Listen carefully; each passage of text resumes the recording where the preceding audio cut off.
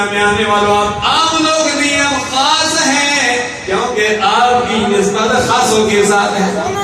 ہماری نسبت خاصوں کے ساتھ ہے، اللہ کے ولیوں کے ساتھ ہے۔ شفقت حسین کسی صاحب اللہ کے ولیوں کا ذکر کر رہے ہیں، تو ہماری نسبت اللہ کے ولیوں کے ساتھ ہے الحمدللہ، اور اللہ کے ولیوں کی نسبت سرکار اقرار صلی اللہ علیہ وسلم کے ساتھ ہے، ہماری نسبت بھی ہے سرکار کے ساتھ، ہماری نسبت بھی ہے، لیکن ہم اللہ کے نیک بندوں کے توسل سے سرکار تک پہنچنا چاہتے ہیں۔ چھت پہ چڑھ سکتا نہیں کوئی زینے کے بغیر، رب کو پا سکتا نہیں کوئی وسیلے کے بغیر۔ یا ایھا الذین آمنوا اتقوا اللہ وابتغوا الیہ الوسیلہ۔ میں عرض یہ کر رہا ہوں کہ ابو جہل نے بڑا زور لگایا اسلام کو ختم کرنے کے لیے